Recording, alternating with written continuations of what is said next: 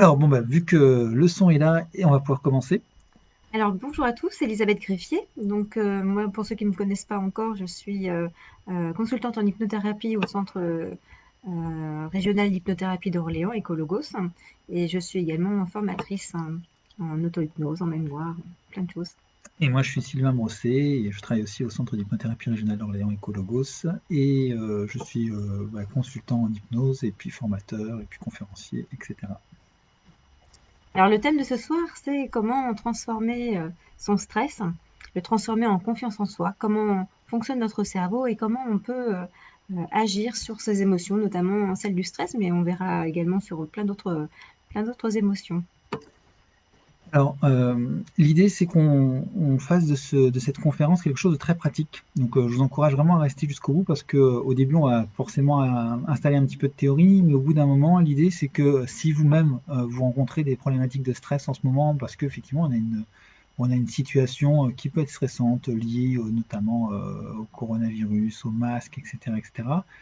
Si vous rencontrez ce type de difficulté, ben, je vous encourage vraiment de rester jusqu'au bout parce que l'objectif, ça va être vraiment de vous donner des outils et de vous faire expérimenter ces outils en direct pour que vous puissiez transformer ce stress en quelque chose de positif pour vous. Mais avant d'aller directement dans la pratique et d'utiliser cet outil ou ces outils, je propose, Sylvain, que tu nous expliques, tu nous donnes quelques éclairages sur comment fonctionne le cerveau. Alors, pour ceux qui me connaissent un petit peu, vous savez que je peux être un petit peu long, donc Elisabeth me coupera au bout d'un moment. Mais l'idée, c'est que quand on est allé à l'école, on a appris surtout à servir notre cerveau sous l'angle de la raison. Analyser, anticiper, calculer, etc. etc. Le problème, c'est que cette manière d'utiliser notre cerveau, de raisonner comme ça, si c'est très utile pour notre vie au quotidien, c'est inefficace pour gérer nos émotions, nos comportements. Quelqu'un qui stresse, si vous stressez, il suffit pas de vous dire non mais regarde, il n'y a aucune raison de stresser, tu as un toit sur la tête, tu as mangé ce matin, tu es en bonne santé, tu n'as aucune raison de stresser. Malgré tout, ça ne change rien à notre stress. Quelqu'un qui est très en colère, il suffit pas de lui dire non mais il n'y a aucune raison d'être en colère pour qu'il arrête d'être en colère. Les gens qui viennent nous voir au centre d'hypnothérapie parce qu'ils veulent arrêter de fumer ou qu'ils veulent arrêter de se précipiter sur leur réfrigérateur parce qu'ils ont tendance à vouloir manger régulièrement, eh bien, ils savent très bien que c'est mauvais pour leur santé, que c'est mauvais pour leur portefeuille. Raisonnablement, ils savent que c'est pas bon. Et pour autant, ils continuent de le faire régulièrement. Donc, la raison n'est pas un bon outil pour gérer nos émotions et nos comportements. Et en fait, dans notre cerveau, on a plein d'autres manières d'utiliser notre cerveau. Euh, une des utilisations qu'on va vous proposer aujourd'hui, c'est quelque chose d'assez basique que vous allez pouvoir non seulement tester sur vous-même, mais aussi tester potentiellement sur vos enfants. Euh, Ça marchera peut-être pas avec 100% des gens, peut-être que ça va marcher qu'avec 90% ou 80% d'entre vous, mais s'il y avait une formule unique et universelle qui fonctionnait avec tout le monde, ce serait génial. Néanmoins, c'est pas toujours le cas. Donc là, on va vous proposer quelque chose qui fonctionne avec un maximum de gens et avec une fonction de notre cerveau qui est l'imagination. Euh, L'imagination, on a tendance à voir ça comme c'est bien pour les enfants, les artistes, grosso modo, c'est ce que j'entendais quand j'étais petit, quand j'allais à l'école, et on n'a pas forcément beaucoup travaillé cette aptitude-là. Et moi-même, sur plein de sujets, parfois je pense que je manque un petit peu d'imagination. Mais vous allez voir que pour plein de choses, on n'en manque pas du tout, ni vous, ni moi. En fait, quand vous avez une peur, quelle que soit cette peur, en fait, c'est votre imagination qui s'enflamme. Parce que la plupart du temps, quand vous avez une peur, bah, si vous êtes là à m'écouter, que vous avez un ordinateur, que vous êtes chez vous, etc., etc., c'est que finalement, vous manquez de rien, vous n'avez jamais été réellement en danger. Si vous habitez dans une jungle avec entouré de lions affamés, là, vous avez peut-être des raisons d'avoir peur, parce que vous pouvez craindre pour votre vie. Mais aujourd'hui, on est capable d'avoir peur pour tout et n'importe quoi. Et cette peur, en plus, se réalise très rarement quand vous avez peur d'avoir faim, vous avez peur d'avoir froid, vous avez peur d'être en retard, vous avez peur de ci, de cela. Au final, si c'est peur d'être en retard, j'en connais un rayon sur le sujet, on s'aperçoit que bah, une fois qu'on est en retard, d'avoir stressé, ça n'a pas changé grand-chose sur notre retard. Et donc, du coup, je vais anticiper une situation qui n'est pas encore avérée, et donc c'est mon imagination qui va anticiper cette situation. Donc l'imagination, aujourd'hui, malheureusement, on s'en sert très souvent pour des choses qui sont assez négatives. Et l'objectif, pardon, ça va être de transformer cette utilisation en une utilisation qui va être plus vertueuse vous concernant. Alors, on pourrait parler du cerveau pendant des heures. Je vais vous donner quelques autres informations tout à l'heure par rapport au cerveau. Mais je voudrais revenir sur ce qu'on va voir aujourd'hui, parce qu'aujourd'hui, on va faire un exercice qui va essentiellement être orienté sur l'imagination, et on va pas forcément beaucoup vous parler d'hypnose. Vous savez que on est un centre d'hypnothérapie, vous savez qu'on est une école de formation d'hypnothérapie. Et alors pourquoi je ne vais pas vous parler d'hypnose? Parce que notre objectif à travers cette conférence, ça va être de vous donner un outil concret que vous allez pouvoir acquérir en quelques minutes. Vous former à l'hypnose, ça va prendre un petit peu plus de temps. Et c'est pas en une conférence d'une demi-heure, trois quarts d'heure qu'on va pouvoir vous apprendre à hypnotiser quelqu'un ou à vous auto-hypnotiser. Pour ça, il y a des formations qui durent, pour l'auto-hypnose qui dure une journée, pour l'hypnose, pour avoir les bases qui durent soit une semaine, soit un trimestre en cours du soir. Donc là, l'objectif, ça va être de vous donner un outil concret que vous allez pouvoir expérimenter en direct. Notre cerveau, il est capable de faire énormément de choses. Et c'était Barack Obama qui disait il y a quelques années que on allait visiter le fond des océans, on connaissait à peu près toutes les terres émergées sur la planète, on envoyait des hommes sur la Lune, des sondes sur Mars et voir des sondes à l'autre bout de notre système solaire. Et pour autant, ce qui se passe entre nos oreilles, ben, ça restait un grand mystère. Même si aujourd'hui, avec les neurosciences, avec la recherche qu'on peut en faire à ce niveau-là, on commence à avoir de plus en plus d'informations sur le fonctionnement de notre cerveau, on s'aperçoit que plus on en sait et plus ça révèle qu'il n'y a pas grand-chose qu'on comprend dessus. Mais à défaut de comprendre comment ça fonctionne à l'intérieur, on comprend de mieux en mieux comment on peut l'utiliser. Et ça, à travers les sciences cognitives, aujourd'hui, on a de plus en plus d'informations sur comment bien utiliser son cerveau. Tout à l'heure, Elisabeth vous disait qu'elle donnait aussi des cours sur la mémoire. Il n'y a pas forcément besoin de savoir comment ça fonctionne à l'intérieur pour savoir bien l'utiliser. J'imagine que la plupart d'entre vous, vous savez très bien conduire votre voiture et pourtant vous êtes peut-être incapable de dire comment fonctionne un moteur à l'intérieur. Nous, ce qui nous intéresse, c'est beaucoup moins le fonctionnement du moteur à l'intérieur que comment est-ce qu'on va apprendre à se servir de cette machine pour pouvoir nous emmener là où on veut aller. On va apprendre à piloter. C'est ça qui nous importe, c'est d'apprendre à le piloter. Exactement. Et en fait, il y a un moyen d'apprendre à piloter de plein de manières différentes. Et la manière qu'on va voir aujourd'hui, ça va être une manière qui va utiliser l'imagination. Alors, l'imagination, tout à l'heure, je vous ai donné un exemple de comment est-ce que nos peurs pouvaient amplifier l'imagination, mais parfois, ça nous sert à plein d'autres choses. Notamment, quand vous lisez un livre, prenons un livre, un best-seller comme Harry Potter, quand vous lisez les lignes du livre, dans votre tête, vous vous faites le film du livre, vous faites l'image, vous faites tout ça, et du coup, vous vous faites une représentation grâce à votre imagination de ces quelques lignes sur un papier. Et des mots se transforment en quelque chose que vous allez vivre de l'intérieur. Et c'est grâce à cette imagination que vous allez pouvoir ressentir peut-être du stress quand Harry Potter il est à deux doigts de se faire zigouiller par un fantôme. Alors, je ne suis pas un spécialiste Harry Potter, excusez-moi si je suis très imprécis sur ce qui se passe pour Harry Potter. Vous pouvez de temps en temps rire avec les héros parce qu'il va se passer quelque chose qui va vous amuser. En tout cas, vous êtes capable, rien qu'en lisant un livre, d'avoir ressentir énormément d'émotions. Et c'est pareil avec les films, la télévision, etc. Vous êtes capable de ressentir énormément d'émotions. L'exemple que je donne souvent, c'est Titanic. Même si vous êtes triste à la fin de Titanic, vous savez très bien que DiCaprio, vous allez le revoir dans plein d'autres films. Vous savez pertinemment qu'il est dans une piscine avec des écrans verts, et pourtant, vous êtes capable de ressentir de la tristesse, et donc une multitude d'émotions juste en regardant des films. Donc, en fait, ce qui se passe, c'est qu'on va avoir une partie de nous-mêmes qui va mettre en exergue, comment dire, qui va mettre de côté en fait notre esprit critique. Notre esprit critique va se mettre de côté pour qu'on puisse adhérer plus facilement à ce que va nous proposer le film et donc le réalisateur, toute l'histoire, etc. C'est impossible de regarder un film avec votre esprit critique qui reste, j'allais dire, à fond les ballons tout le temps. Regardez un film comme Le Seigneur des Anneaux, si toutes les 5 secondes vous dites non mais c'est n'importe quoi, la magie ça n'existe pas, c'est n'importe quoi, les elfes et les orques ça n'existe pas, etc., etc. Si vous passez votre temps à vous dire ça, il est impossible de suivre le film. Et si vous avez quelqu'un à côté de vous qui n'arrête pas de dire ça, vous n'avez qu'une seule envie, c'est de lui dire t'es gentil mais tu vas voir ailleurs, laisse-moi regarder mon film. Donc il faut que, ce qu'on appelle la suspension de crédulité, vous allez mettre votre esprit critique de côté, et donc du coup, vous allez accepter ce qu'on vous propose dans l'histoire comme si c'était la réalité. Il y a une partie de vous qui sait que c'est pas la réalité, mais vous allez accepter comme si c'était la réalité. Et cette réalité, vous allez pouvoir la vivre de l'intérieur, et elle va pouvoir vous faire ressentir des émotions, et parfois même des sensations. Si DiCaprio il est dans l'eau froide à 2 degrés, eh ben, c'est possible que vous puissiez frissonner dans votre canapé si vous êtes suffisamment dans le film. Alors, on n'est pas tous égaux par rapport à ça. Il y a des gens qui vont pas du tout ressentir de sensations particulières quand DiCaprio est dans l'eau à deux doigts de mourir.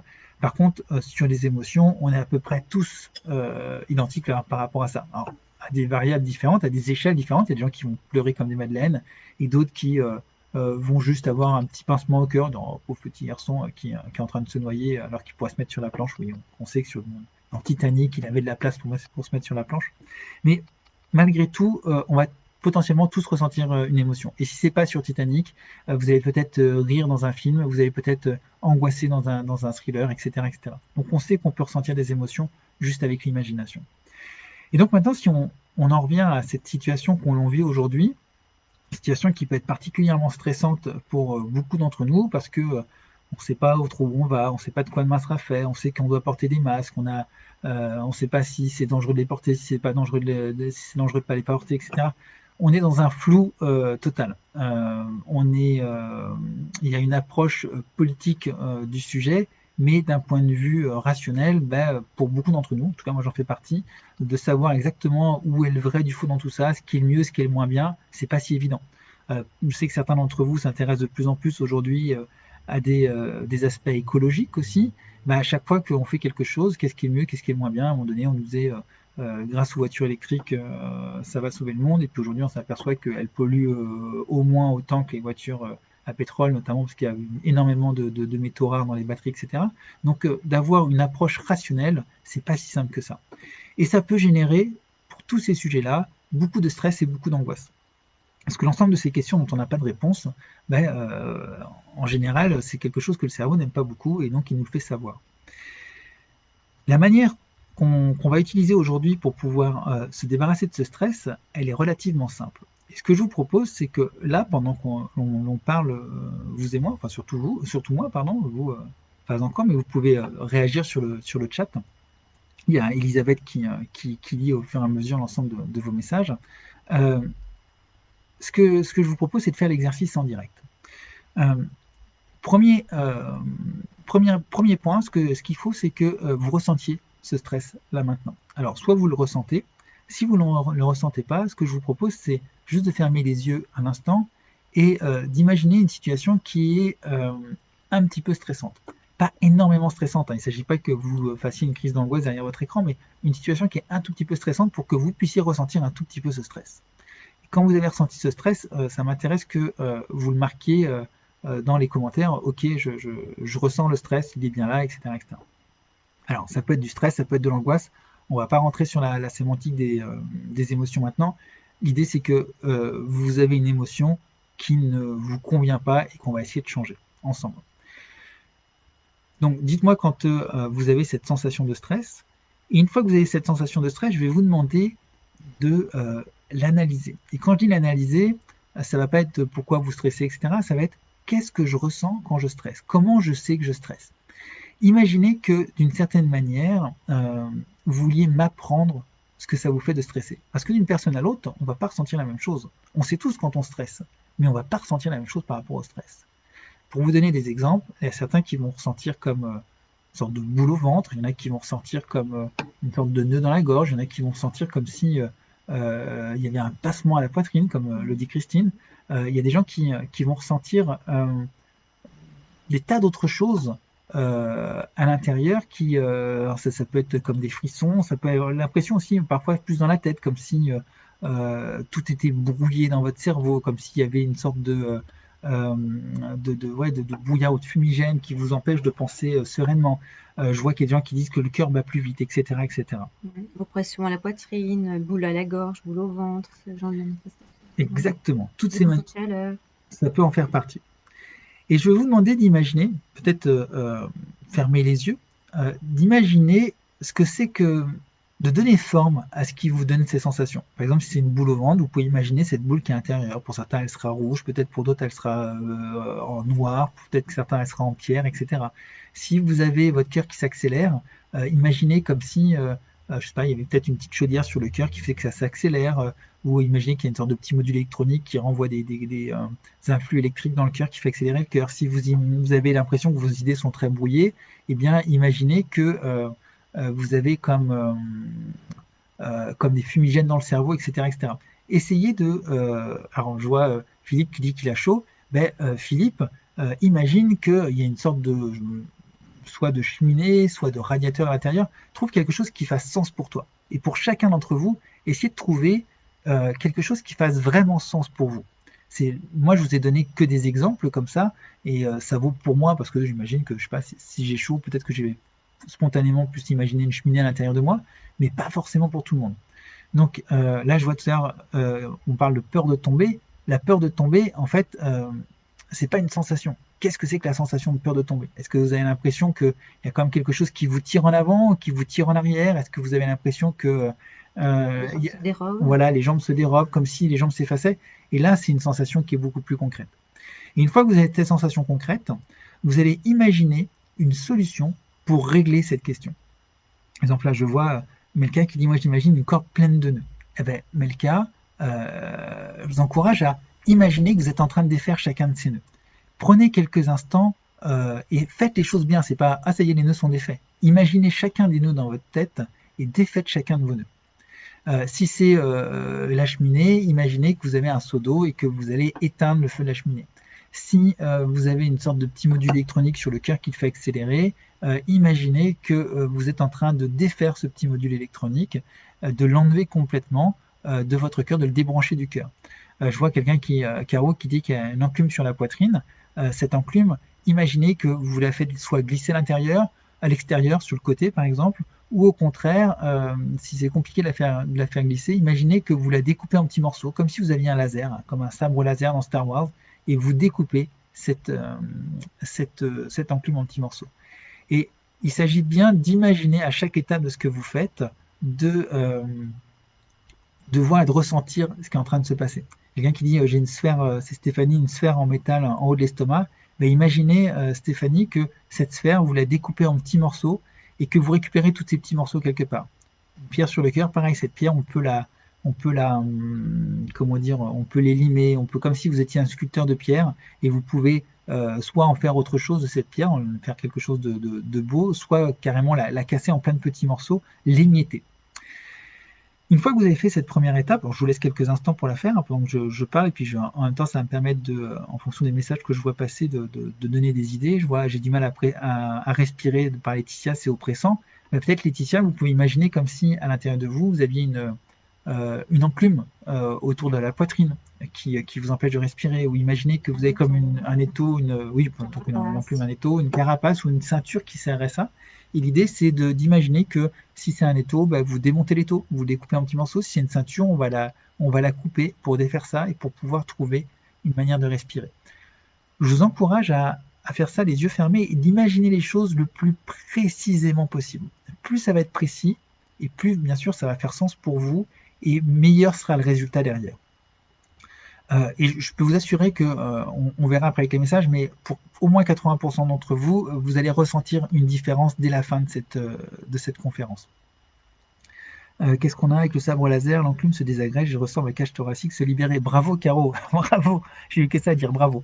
Il m'arrive d'avoir des palpitations. Ben, Catherine, imaginez que ces palpitations, imaginez ce qui pourrait provoquer ces palpitations. Peut-être que, enfin, comme je disais tout à l'heure, c'est comme s'il y avait un petit module électronique qui envoyait des influx électriques au niveau du cœur et qui perturbe le cœur. Adélaïde qui dit boule chaude dans le ventre. Eh bien, pareil, la boule chaude, vous allez peut-être imaginer comment la refroidir. Et puis après, si cette boule elle n'est pas agréable, même froide, ben, comment est-ce que vous allez la découper pour pouvoir vous en débarrasser? Peut-être l'extraire comme un chirurgien lors d'une opération. Exactement. Et ça va être l'étape suivante. C'est-à-dire que tout le travail que vous avez fait là, c'est-à-dire de découper, d'enlever, de refroidir, etc., ensuite, il va falloir vous en débarrasser. Donc, imaginez, Antoine qui dit j'utilise la force. On a bien la référence à Star Wars, Antoine. Benjamin qui dit un golem qui me donne des coups dans l'estomac, des coups de poing dans l'estomac. Alors, avant de passer par la suite, effectivement, je vais répondre, c'est intéressant. Pour Benjamin, ce golem, il y a plusieurs, surtout si c'est un golem royal, petite blague à 2 balles, ce golem, soit vous essayez de voir de lui parler pour savoir pourquoi il fait ça. Et on sait bien que c'est faux, on sait bien que qu'il va vous répondre, ça va être le fruit de votre imagination. Mais zéro jugement. Vous voyez ce qu'il vous dit et demandez-lui s'il peut aller faire ça ailleurs à l'extérieur. Si vous voyez qu'il n'y a pas moyen, bah, comme c'est un golem, on va faire comme pour le reste, hein, ça reste que de la matière inerte potentiellement. Vous le découpez comme le reste pour qu'il se sent, pour qu'il ne puisse plus s'activer à l'intérieur de l'estomac. Ah ben, on a Alan qui se sent déjà libre, super. Ce que je vous propose, ça va être maintenant de vous débarrasser de ce que vous aurez découpé, cassé, émietté, etc., etc., ce que vous aurez débranché. D'imaginer que vous mettiez ça dans un grand sac ou dans une remorque ou n'importe quel contenant, que vous sortiez ça de votre corps d'une manière ou d'une autre. Hein, on sort du corps comme si ça sortait par la bouche ou narine, ou comme si vous arriviez à sortir ça par les pores de votre peau.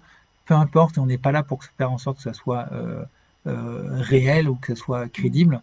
Ce qui est important, c'est qu'à un moment donné, ça fasse sens pour vous. Et imaginez que tout ce que vous avez récupéré, dont vous voulez vous débarrasser, vous allez le jeter dans un immense volcan, avec plein de lave en fusion. Donc vous imaginez être au-dessus du volcan, vous vous imaginez jeter ça dans le volcan, et vous imaginez comment ça se désagrège, ça se dissout, ça disparaît complètement et totalement dans le volcan.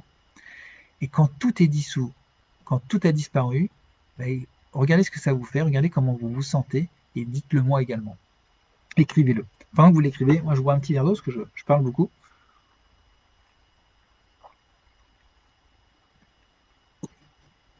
Alors, on est à peu près dans les temps. Je ne sais plus si on l'avait dit au début, l'objectif c'est que la conférence elle fasse 3/4 d'heure, 1 heure, histoire que vous puissiez vaquer à vos occupations, donc ça va être assez rapide.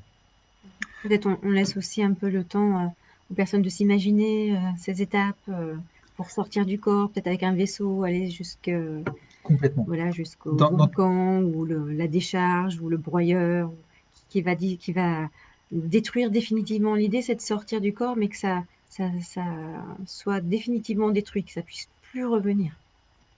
dans tous les cas, euh, quand vous allez pouvoir éventuellement récupérer cette vidéo derrière, j'espère qu'on va pouvoir, on l'enregistre, etc. Même si c'est pas parfait, vous allez pouvoir la reprendre.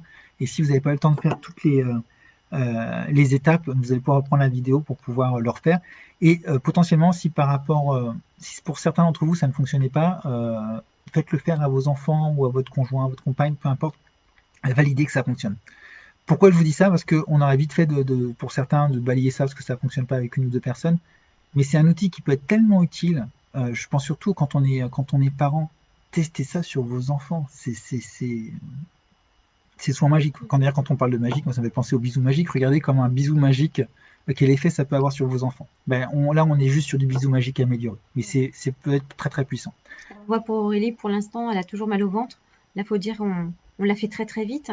Ce qu'on peut conseiller à Amélie, c'est de le faire, à Aurélie, c'est de le faire après la vidéo, plus en prenant le temps de bien s'imaginer toutes les séquences, d'écarter, de pulvériser avec un laser, de découper, de le faire peut-être même en plusieurs étapes, des petits bouts par petits bouts. Parfois, il faut plusieurs allers-retours pour qu'on puisse se séparer, retirer complètement tout ce qu'on imagine qui bloque ou rafraîchir, avoir le temps de complètement rafraîchir. Peut-être qu'un seau d'eau, ça suffit pas. Peut-être qu'il faut revenir avec une lance à incendie. Peut-être qu'il faut y mettre de la pluie, des nuages, installer un ventilateur, installer un arrosage automatique. Et peut-être, parfois, il faut plusieurs allers-retours pour arriver à sentir au fur et à mesure que ça se libère dans le corps. Vous avez dit que c'était un exercice d'imagination, donc il va falloir faire appel un minimum à votre imagination. Donc, comme le dit Elisabeth très justement, il va falloir imaginer plein plein de choses. Si vous trouvez la première solution que vous avez trouvée n'est pas suffisamment efficace, imaginez d'autres solutions. Et là, je vois Laetitia qui dit ça se désintègre en milliards de particules et la respiration est légère. Bravo Laetitia. Bridget qui se sent plus légère également. Alan qui dit je me sens très bien dans ma peau. Bravo, bravo, bravo. Alors, c'est pas terminé. Une fois que vous avez tout mis dans le volcan, il va falloir faire encore un petit truc. Il va falloir revenir à l'intérieur de vous et là où vous êtes intervenu, eh bien, il va falloir nettoyer et réparer pour que vous vous sentiez parfaitement bien. C'est-à-dire que si vous aviez une boule au ventre, bah, peut-être que ça crée un vide à cet endroit-là. Bah, soit vous remplissez le vide par quelque chose, soit vous remettez vos organes à l'intérieur, enfin vous imaginez ce que vous voulez, mais il faut que vous vous sentiez parfaitement bien dans votre ventre. Si la boule avait abîmé des choses autour, il faut que vous nettoyiez, que vous répariez pour que ce soit nickel. Si certains avaient le cœur qui s'emballait avec des choses qui étaient branchées dessus, qui le faisaient que c'était pas agréable, vous avez débranché, c'est très bien. Maintenant, il faut nettoyer et réparer le cœur. Plus vous allez imaginer que à l'intérieur de vous, c'est parfait, que c'est nickel, plus vous allez vous sentir vous-même bien. Alors, on a parlé de beaucoup de choses dans le corps, on n'a pas beaucoup parlé dans le cerveau, parce que je sais que pour beaucoup de gens, le stress empêche d'avoir les idées claires. Euh, J'aime bien utiliser cette métaphore, vous voyez si elle fonctionne pour vous, euh, d'une sorte vous savez, de machine à fumer qu'il peut y avoir dans les spectacles ou les boîtes de nuit, etc., qui parfois embrouille l'esprit. Mais imaginez que vous ayez une sorte d'aspirateur à fumée, vous allez aspirer cette fumée qui est dans votre cerveau, et puis vous allez essayer de trouver la machine à fumer, et vous allez, pareil, la démonter et jeter tout ça dans le volcan, de la même manière. On pourrait dire énormément de choses encore sur comment est-ce qu'on peut faire dans le cerveau, comment est-ce qu'on peut aller plus dans le détail de certaines choses. Je vois Caro qui dit: je ressens de la libération de ma cage thoracique, imaginez les morceaux fondre, ça m'a fait du bien. Bravo Caro. Là, on a fait la première étape, enlever le stress. Maintenant, la deuxième étape, c'est comment est-ce qu'on met de la confiance en soi à la place? Parce que c'était un peu le thème de la conférence, transformer du stress en confiance en soi. Et notre objectif, c'est que vous puissiez le faire pareil, en direct. C'est pas juste, tenez, on vous endurait au départ, on veut vraiment que vous puissiez le faire. Alors, comment faire pour mettre de la confiance en soi? Là, on va faire un autre exercice. Je vais vous demander de fermer les yeux de nouveau et d'imaginer un moment dans votre vie où vous avez eu très confiance en vous. Un moment où vous vous êtes senti vraiment bien, un moment où qui va nous servir de modèle, si vous voulez, de ce que c'est que la confiance en soi. Donc je vous laisse quelques instants et quand vous avez trouvé cette sensation à l'intérieur de vous, trouver ce moment à l'intérieur de vous de confiance en soi, ça peut être, je sais pas moi, quand vous avez réussi un examen un jour, quand un jour vous avez réussi un créneau du premier coup, des fois ça arrive, hein. Quand, je sais pas si tu as des idées de moments où on peut avoir confiance en soi, même des petits moments de notre vie, hein, pas Oui, grand-chose, hein. en fait, ça peut être des moments où on a eu confiance en soi dans complètement d'autres contextes. Par exemple, si on parle du stress au travail ou du stress dans une situation familiale, on peut très bien utiliser un souvenir de confiance en soi qui date de l'enfance ou qui date d'un contexte complètement différent. Par exemple, moi, celui qui m'est venu au tout départ, c'était quand j'avais appris à lire l'heure sur une montre. Ben, une fois que j'ai compris le truc, ben, j'étais parfaitement consciente que même si on bougeait les aiguilles, ben, j'arriverais à relire l'heure. Donc parfois c'est dans un contexte complètement différent. Ça a pu être, on s'est senti super confiant quand on a appris à faire un lacet, ou alors on peut se sentir super confiant s'il y a des gens qui arrivent, des invités qui arrivent à 20 à la maison et c'était pas du tout prévu.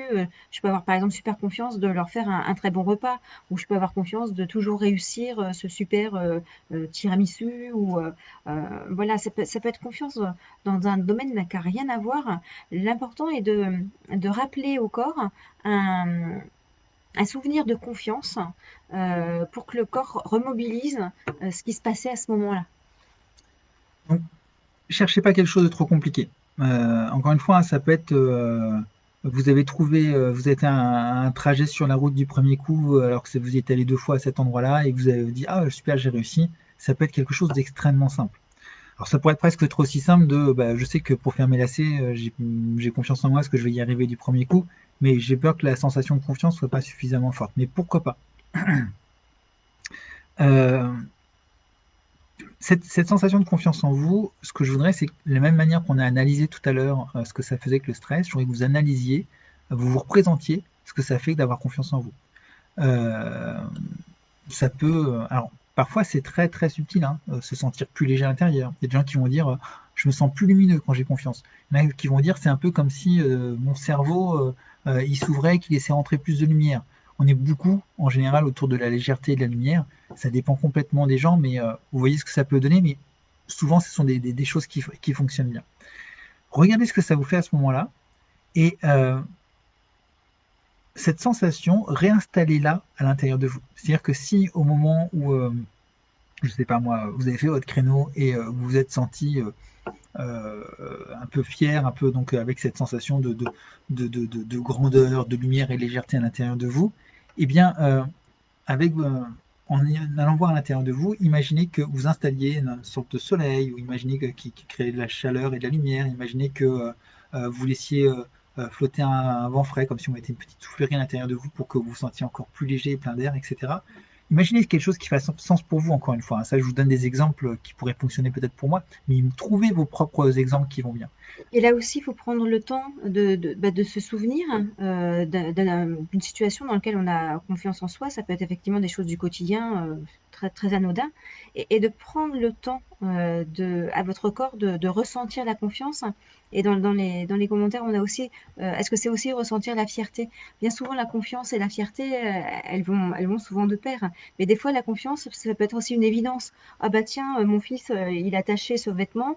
Bah, je suis parfaitement confiance que je vais réussir à le détacher ou à le raccommoder ou j'ai trouvé une solution. C'est pour moi, c'est évident.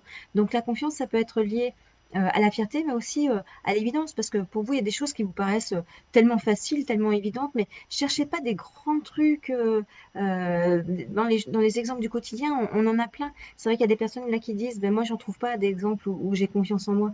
Mais il y a des choses que vous faites d'une manière évidente. Par exemple, de marcher debout sans vous casser la figure.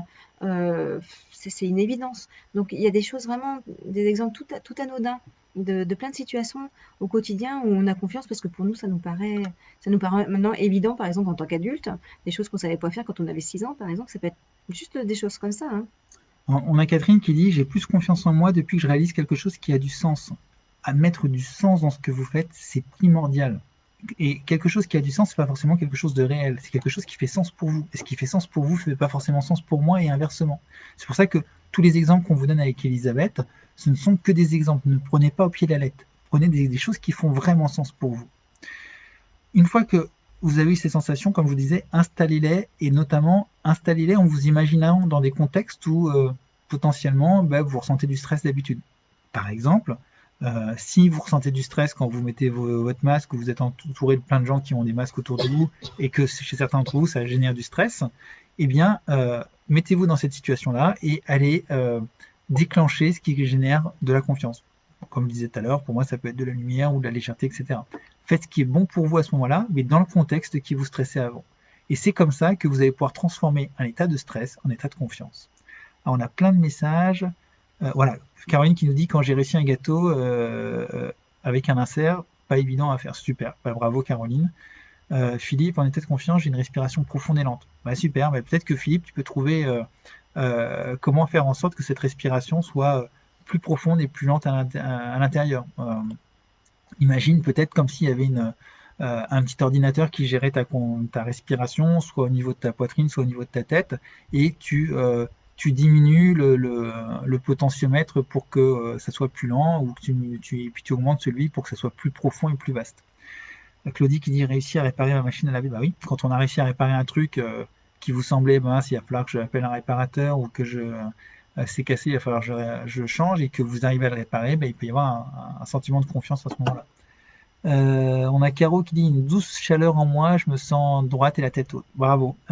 Maintenant, Caro, imaginez comment est-ce que cette douce chaleur, vous pouvez la provoquer en vous en imaginant soit un petit chauffage, soit une petite cheminée, soit un petit soleil, la tête droite et haute, en imaginant peut-être quelque chose qui souffle à l'intérieur et qui vous redresse, ou peut-être comme si vous aviez une sorte d'échafaudage, mais un peu ergonomique et extrêmement agréable à l'intérieur de vous, qui fait que vous sentiez plus droite. Benjamin qui ressent comme une armure. Donc, du coup, bah, allez l'installer, cette armure, dans les circonstances où il y a du stress habituellement. Et autorisez-vous à voir grand. C'est-à-dire que cette armure, vous pouvez imaginer effectivement une armure comme au Moyen-Âge qui lourde, etc. Mais vous pouvez peut-être imaginer, comme dans les films de science-fiction, un truc qui est très près de la peau, très léger et à la fois très solide, qui vous protège de tout. Enfin, vous voyez, quelque chose qui peut être à la fois très confortable et beaucoup plus puissant que les armures du Moyen-Âge.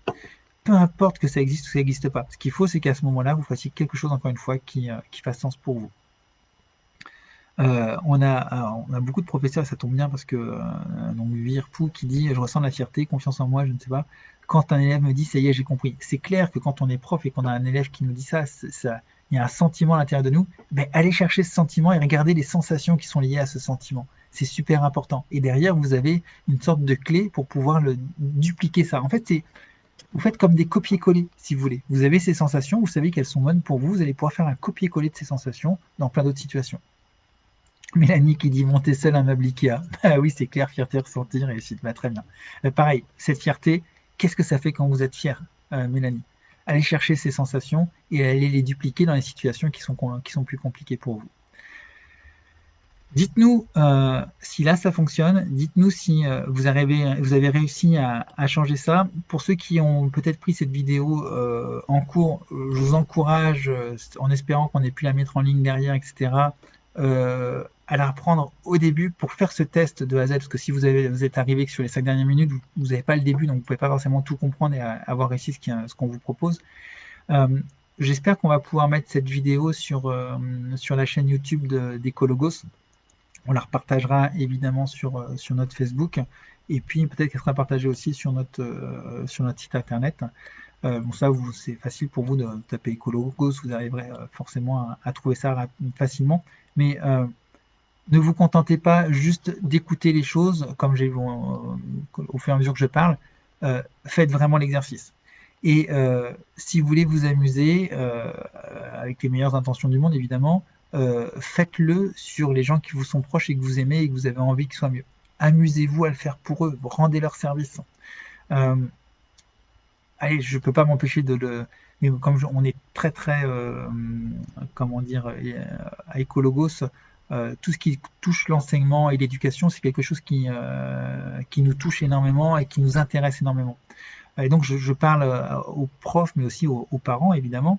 Euh, Cette sensation de confiance en soi, si vous allez le chercher chez les enfants et que derrière vous pouvez les dupliquer, amusez-vous, par exemple, avant un exercice de maths ou avant un exercice d'anglais, etc., de mettre en place cette sensation de confiance. Vous verrez que, euh, et ça paraît peut-être une évidence hein, pour certains d'entre vous, mais quand vous allez commencer à faire quelque chose alors que vous n'avez pas confiance, ça va être 10 fois plus compliqué que si vous avez confiance en vous. Si un exercice de maths où vous dites encore des maths, je ne vais pas y arriver, etc., ça va être 10 fois plus facile que si vous dites ah mais c'est bon les maths, je suis en confiance, ça va bien se passer. Donc usez et abusez de ces techniques-là, de ces exercices-là. Notre croyance, nous, c'est qu'on devrait apprendre ça mais dès la maternelle ou dès la primaire pour pouvoir, en tant qu'enfant, être autonome par rapport à ça. Un d'autre des sujets, mais que je vais dériver un petit peu, ça serait que on apprenne tous les bases de l'auto-hypnose pour pouvoir gérer nos émotions et comportements mieux. Ça, Elisabeth vous en parlera beaucoup plus lors de la conférence qu'on fera jeudi prochain. Donc, si ça vous intéressait aussi aujourd'hui, pensez à venir jeudi prochain, 19h30, même endroit, même heure, pour que Donc après-demain, le après-demain, jeudi de après-demain, voilà, dans 2 jours. pour que vous puissiez comprendre un peu plus ce que c'est que l'auto-hypnose et aller un cran plus loin à ce niveau-là.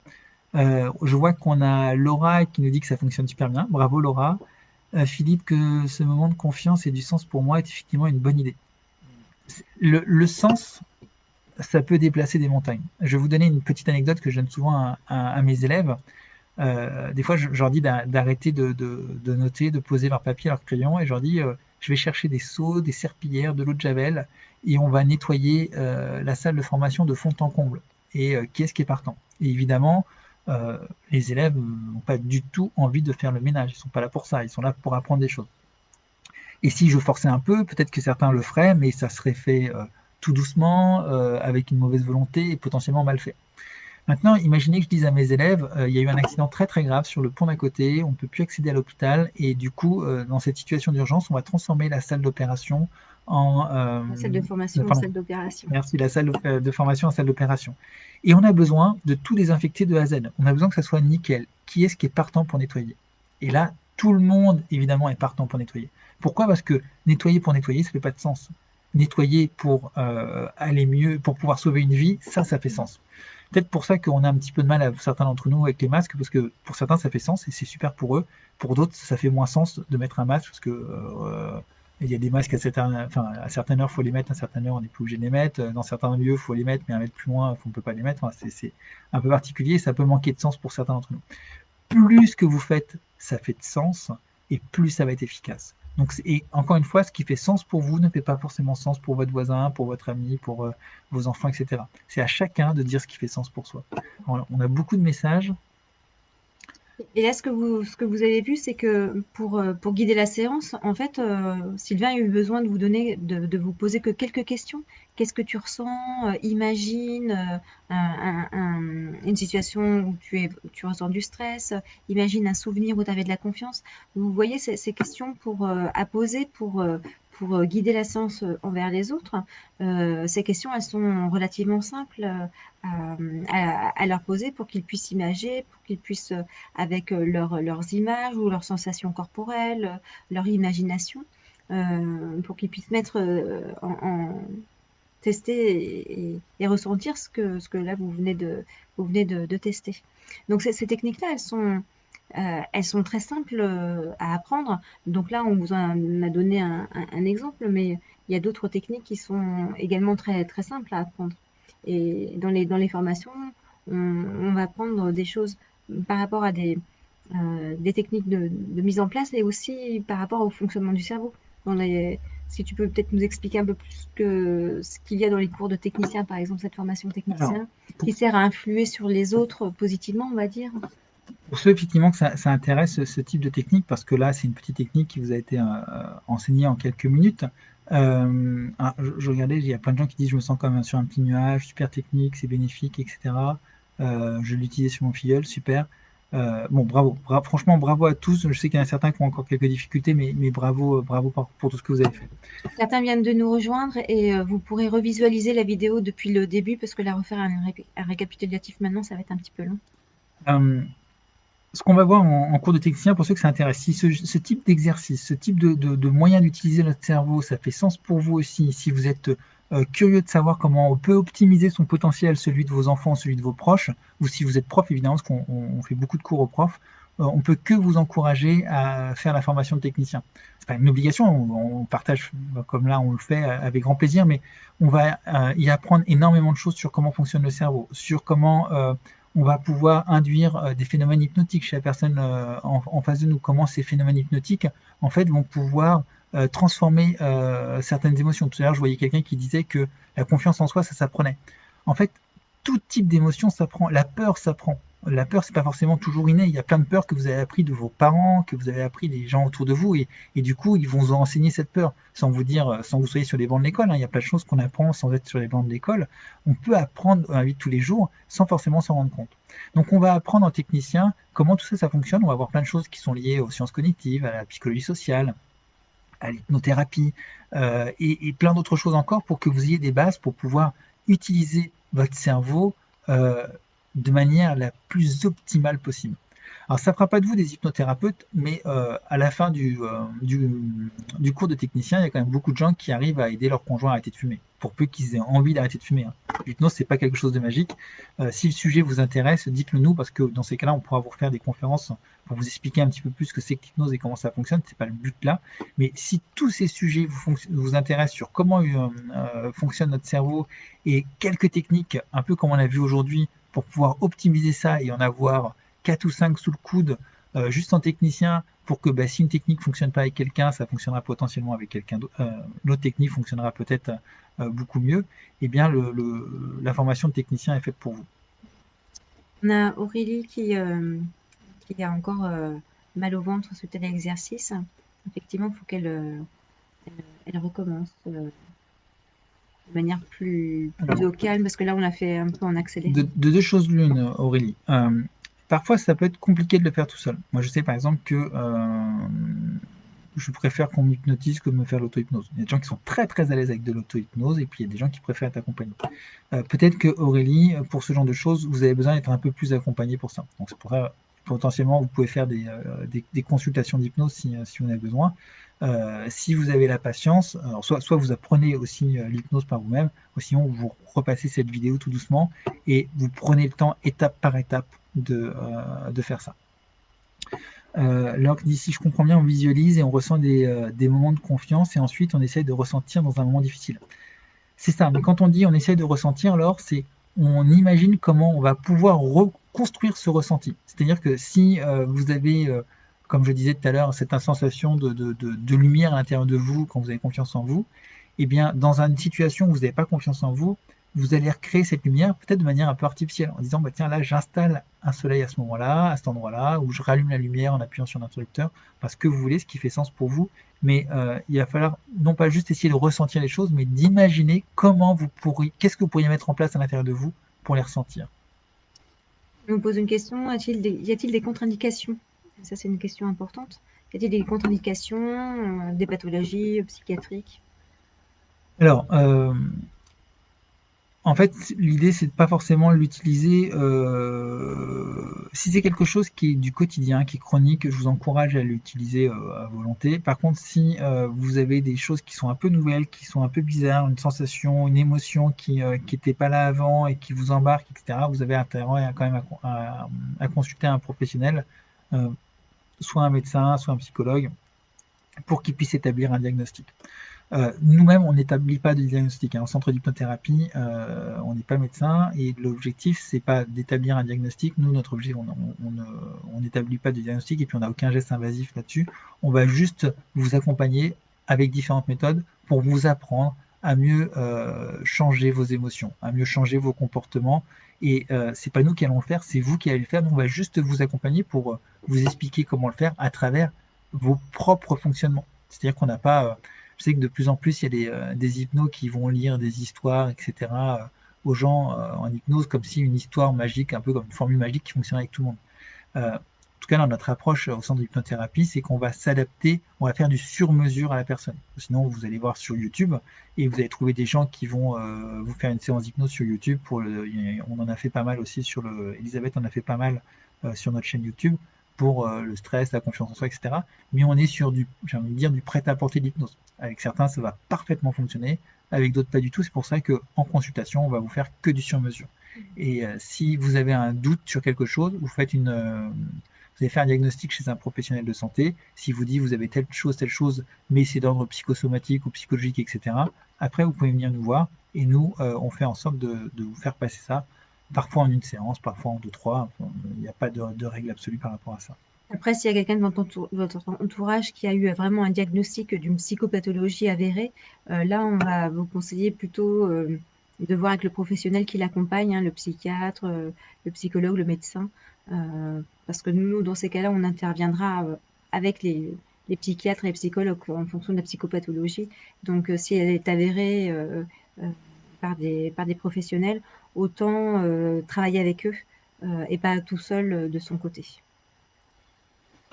Alors, je vois qu'il y a plein de questions qui sont plus perso qui arrivent. Ça va être compliqué de répondre à toutes les questions perso. Je vois qu'on vous demandait aussi de faire plus souvent ce type de conférences. On va y penser.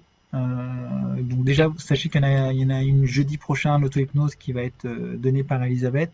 J'ai vu que certains d'entre vous n'étaient pas forcément présents. On fera en sorte qu'il y ait des replays, enfin, on espère. Après, la technique, c'est moins notre truc, mais on devrait pouvoir s'en sortir pour qu'il y ait des replays. Et puis, si de temps en temps vous avez des sujets particuliers que vous aimeriez qu'on aborde, mais qui pourraient intéresser tout le monde, pas juste vous, quelque chose eh bien, ça, on sera un plaisir de se faire une conférence sur le sujet.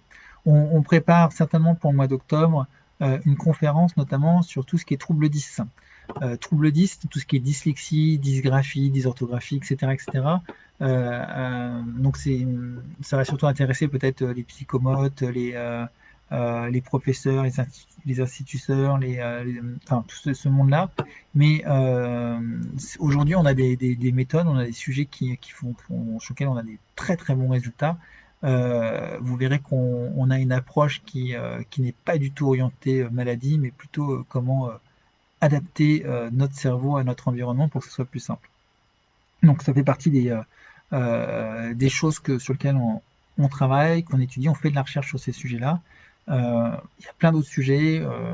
Elisabeth et puis notre ancienne collègue a travaillé sur les acouphènes. Donc si vous avez des acouphènes, c'est des sujets aussi sur lesquels on a creusé et qui nous ont beaucoup parlé. Euh, Dites-vous bien que tout ce qui est chronique ou psychosomatique, potentiellement, on peut avoir des outils dessus.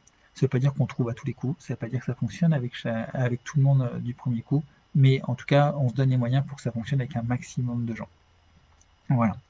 Est-ce qu'il y a d'autres choses qu'il fallait qu'on aborde? Ce qu'on peut dire également pour les personnes qui souhaiteraient aller plus loin dans comment apprendre à influer sur soi-même ou sur les autres de manière positive, comme on a pu le tester là avec le stress, comment le transformer en confiance.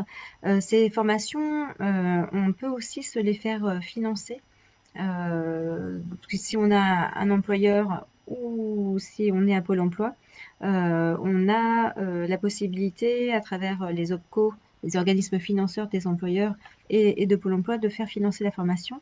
Dans ce cas-là, il faut nous contacter pour qu'on puisse monter un dossier avec eux, parce qu'il faut monter le dossier en avance, avoir l'accord financier pour faire la formation après. Donc ça se planifie.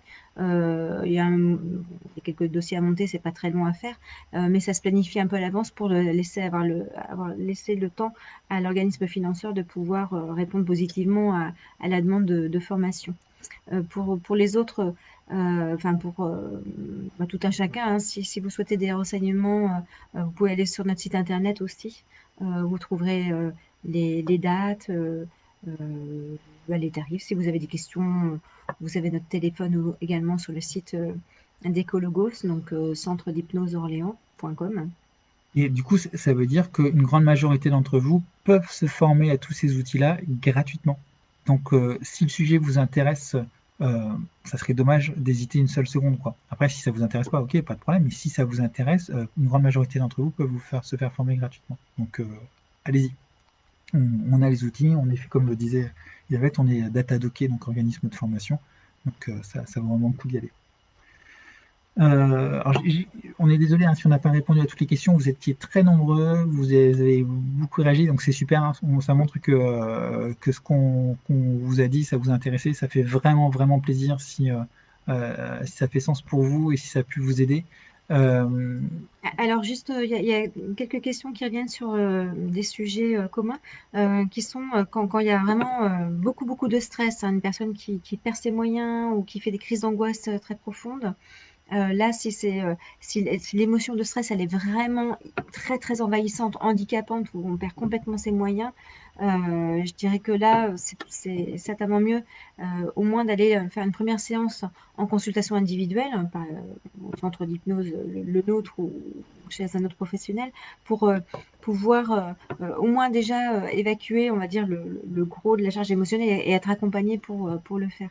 Donc effectivement, dans des cas d'angoisse extrême, de perte de moyens, de crises qui peuvent être provoquer des manifestations très désagréables, voire handicapantes, effectivement, là, vaut mieux au début le faire avec au moins la première séance ou les 2 premières séances avec un professionnel. Pour faire une comparaison, c'est comme si vous vous coupez. Si c'est une petite coupure, vous pouvez le faire vous-même. Si c'est une grosse coupure, vous avez peut-être intérêt à aller voir un professionnel. Si vous sentez le faire vous-même, super. Hein, mais si vous ne le sentez pas, peut-être d'aller voir un professionnel pour vous réparer ça, c'est mieux. Bah, c'est pareil pour tous ces angoisses, tous ces stress que vous pouvez avoir. On a fait le tour? Oui, je regarde s'il y a d'autres questions D'autres qui questions? sont redondantes qui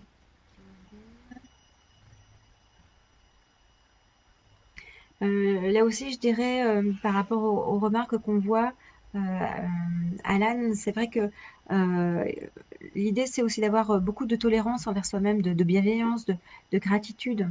On a une intelligence qui est interne, inconsciente, qui sait faire plein de choses.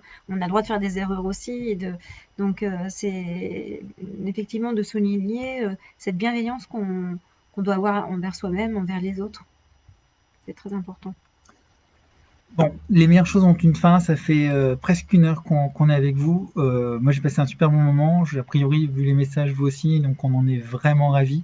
Dans 2 jours, c'est Elisabeth qui vous donnera la conférence sur l'auto-hypnose. Je pense que c'est peut-être une conférence un peu plus théorique, peut-être. On aura aussi de la pratique. Ah, super. Ok, donc en plus, Des outils. il y aura un peu de pratique. On vous encourage à être là dès le début, parce que vous avez pu voir que si certains d'entre vous sont arrivés en cours de route, bah, c'est un peu compliqué de suivre. Et donc, du coup, si vous manquez toute une étape, bah, ça ne marche pas de la même manière. Donc, on vous encourage à être là dès 19h30 pour ne rien louper de cette future conférence. On reste Ou de revisualiser plus tard voilà, les revisualiser. cette conférence quand même. L'équipe reste à votre disposition, soit téléphone, soit par mail, soit par Facebook, et bah, en espérant vous voir échanger avec vous, que ce soit par vidéo ou en réel. À très bientôt. Et moi, je vous dis à après-demain, après-demain soir, Au revoir. 19h30. Au revoir.